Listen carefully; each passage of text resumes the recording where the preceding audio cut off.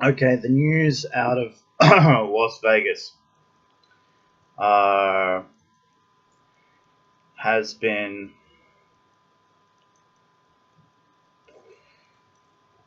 pretty upsetting. I'm just sorry. I'm trying to find the results. Yeah, I think it's like over 50 dead, 500 injured at the moment. But those numbers keep going up. Uh, look, I'd say I did a video similar to this after I think it was one of the shooting at the Dark Knight, one of the Dark Knight Rises screening, and I literally said, "When is enough enough?" And I think we've hit it. Like I thought after the shooting in at the Pulse nightclub would do it, because that was like the largest mass shooting like ever. Um, I think Australia's was pretty close. It was only like a few over that many. This completely dwarfs that. This is literally crazy. We don't know why this guy did this. Um, I've watched a lot of the uh, left wing reporting on it. I know, and Ben Shapiro's thing came up. I'm sure he would spin that, but look, I'll probably watch what he has to say after this. That video came on, and he was like, "Let's wait until we find out everything." Um, I think we found out the body count. It's probably gonna get. It's only gonna go up. Um, and I think when you read shooting 50 people dead and hundreds injured, you gotta go, well, um, yeah, we gotta start doing something here. Like, we can't let this happen again. So I encourage all my American subscribers and all my American uh, people that watch this show, this thing, contact your congressman, your senator, everyone you can. Say, look, it's time to do something about this. Now, how far that goes is just depends on you. I think from what I've heard, people want more background checks, and that's a good starting point. But you got to do something about getting the guns back, or at least off the shelves, and not get any more of these guns out of the way, on the out on the street. Uh, you got to do something about this, guys. Like I understand that there is a lot of guns out there, and yeah, and I agree. You're not going to get them all. You never. I don't. And we didn't take them all in. And when there were guns brought in that didn't need to be brought in, by the way, at the time when Australia did theirs, because that mass shooting, like, it shook the country to its core. And yes, there was quite a bit of backlash about the gun laws coming out, but a lot of people have come around and said, yeah, it's yeah, it was a good thing, and uh, yeah, look, uh, you, I don't think America can go as far as what we did, but there is. I respect people's right to hunt with a gun. I respect people's right. If it's some areas in the United States where you have to have a gun in the house to protect you, your family, because you never know what someone's going to be doing when they come in. If they're going to just take your shit, they're going to rape your little girl or anything like that. So you gotta defend yourself. Where I draw the line at is this guy had 10 guns. I'm like, wouldn't one be enough? But apparently, like this guy had 10. So he was planning on killing lots of people from the beginning. And I'd like to know how a hotel saw a guy bringing lots of guns up, like, up to this room, like, and nothing with it. Like, granted, they're probably in like a suitcase or something, but no one saw anything. This is just, it blows my mind. Like, I'm not even sure how long he's staying at this. Did he show up like just before the concert started and then waited until the right time and just went pow pow pow pow pow pow pow pow pow pow? Yeah, because by the way, people, this is what he was doing the entire time. He was just firing into the crowd. And this must have gone on for a fair while, like a few minutes at least. Because I saw some footage of what happened, and this guy, yeah, and guess what? He's white. I thought that too. I thought he would turn out to be a younger guy. No, it's an older guy. We don't know why he did this at this point when this video is being recorded and about to be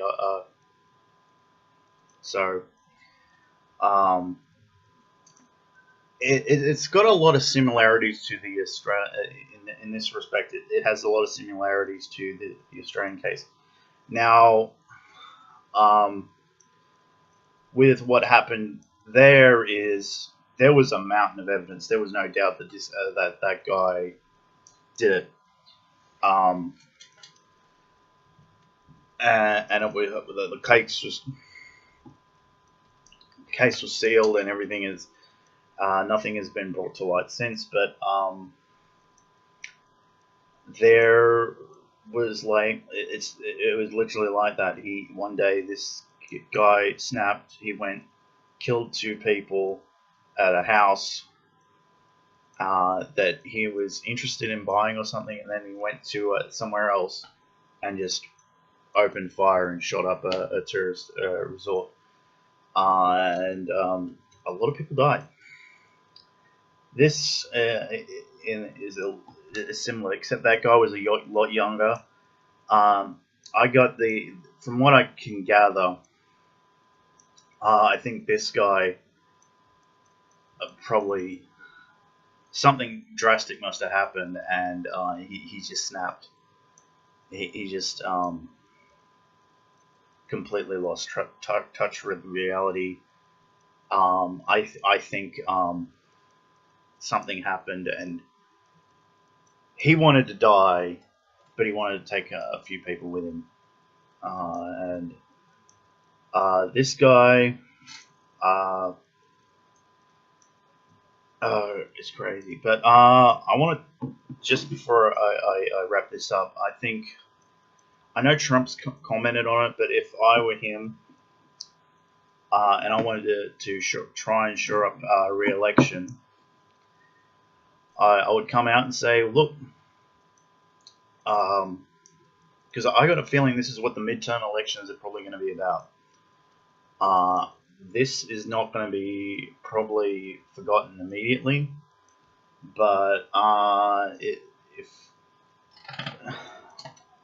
if I were an American, I'd be like calling up my congressman first thing in the morning and going, hey, yeah, I saw there was like 500 people shot and 50 killed in Las Vegas. What are you going to do about that? Are you going to start proposing legislation to stop this from happening? Now, when people are going to freak out and say, "Oh, we want," no, I don't. I'm not for an immediate buyback program and taking everyone's guns away. No, look,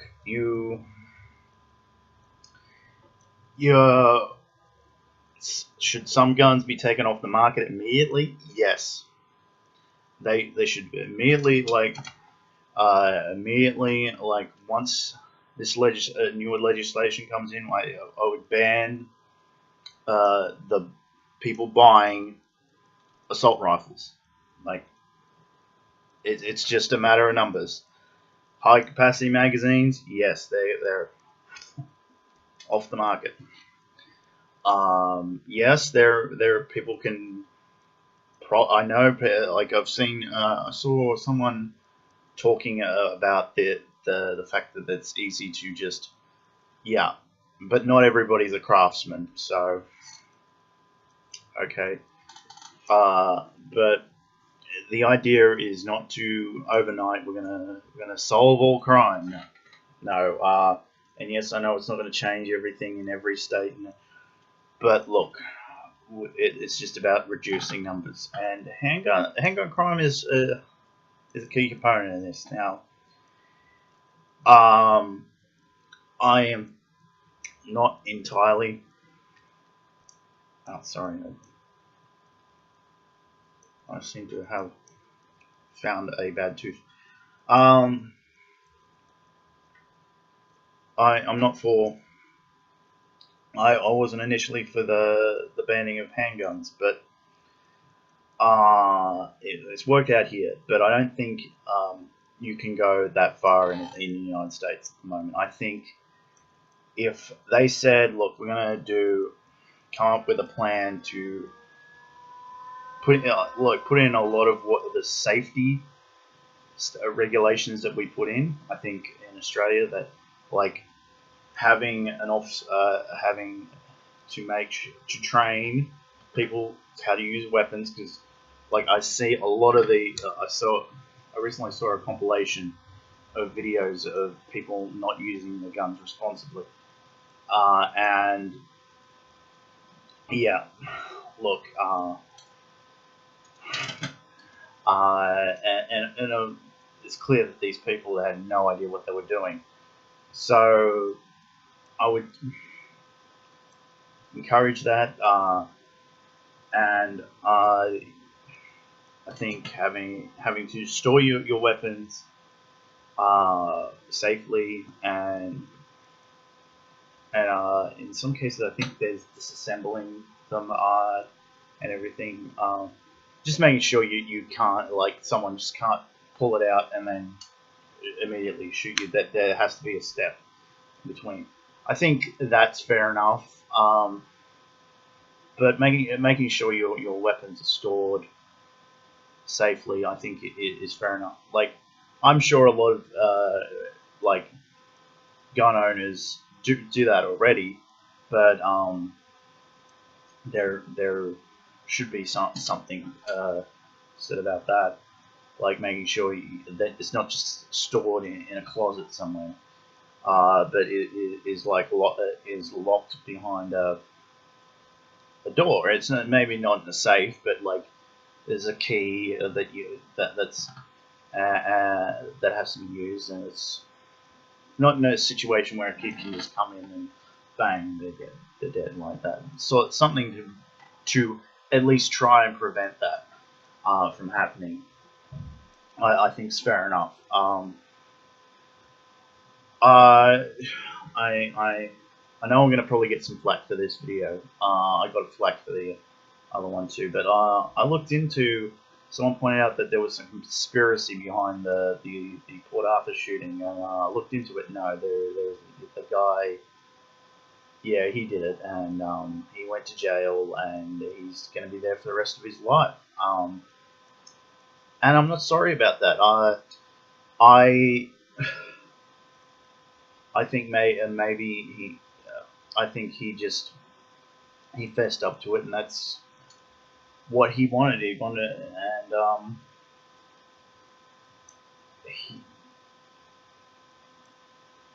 he, he hasn't talked about it or anything. I don't know. I don't know what the deal with him is now, but he's spent a lot of the time in solitary, from what I understand. But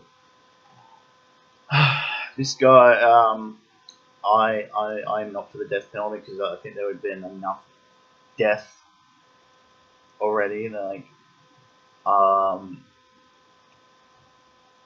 so yeah, I think that's what life sentences are for. And trust me, in Australian prison, he's not having a cushy life. So yeah, that's my take on this situation. Is yes, that Trump should come out and pressure Congress and the Senate to institute some pretty, probably some would say pretty aggressive, but I'd say some pretty conservative changes, like just adjusting what's there. I think purchasing a gun for the first time should be like buying, like getting your license. You should know how to use your gun. You should know what how to store it and operate it safely. I don't think anyone under the age of 18 should have. I think even 25 might be a good step, but I think 18, old enough, because you might be living on your own. You might not be in the best neighborhood, and like it's different over there now than it is here. So I know that there might be reasons that you would feel safer having a gun in your house,